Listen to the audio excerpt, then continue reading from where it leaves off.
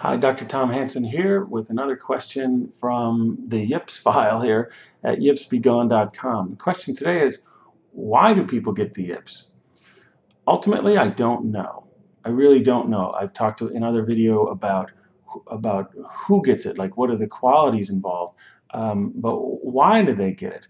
Ultimately, I have to say I don't know, but it doesn't really stop me from helping people enormously. But I will give you a better, I'll give you an answer here in just a moment. But ultimately, that doesn't come into play in terms of actually fixing it, because if you have it, then you have it.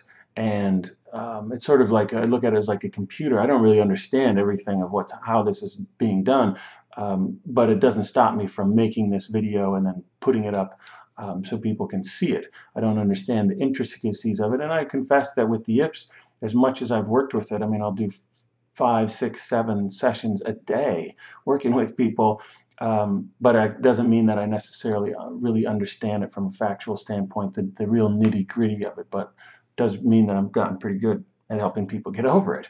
So why does someone get it?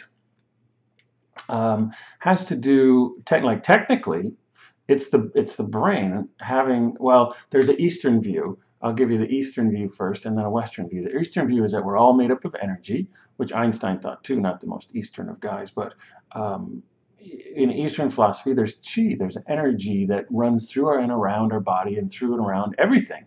And what's happened is that there's a interruption, there's a disruption of it. There's like, if there's a hose, there's a flow to it. Like if a guy's throwing it, he's got, wow, that guy's got a hose. Well, that hose has no kinks in it.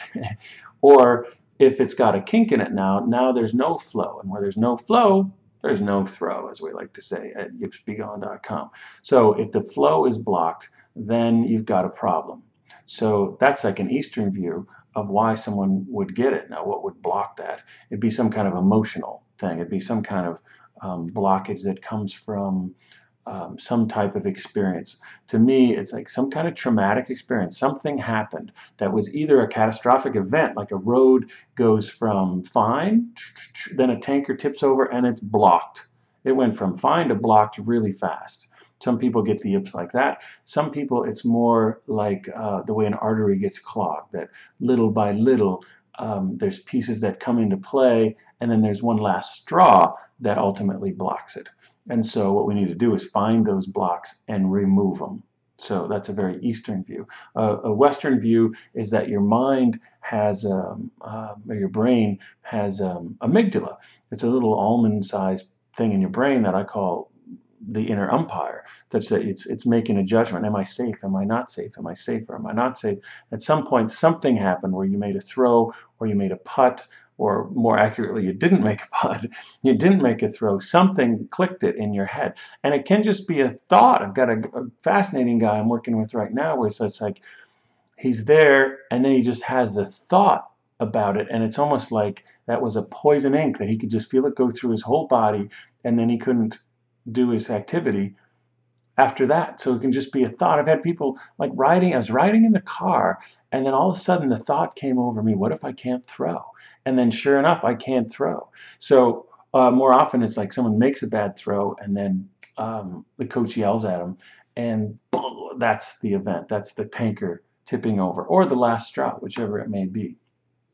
So what's happening is that the brain is deciding that making this simple activity is dangerous. It's a threat.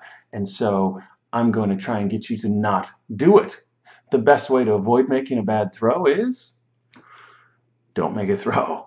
The body's very smart. Don't make a throw. Don't make a putt, but don't attempt a putt. Don't attempt a golf shot. Don't attempt whatever it might be that you're doing it. Your brain is trying to defend you. That's your body's number one thing, is defense and survival. So it's really trying to protect you. It's not crazy. It's actually really, really smart. We just have to get in there and do some retraining so that it perceives the situation back the way it used to be, which was simple and fun, and instead of as a threat. So why do you get the yips? I don't know, and what I just said. I'm Dr. Tom Hansen. Lots more help for you at yipsbegone.com.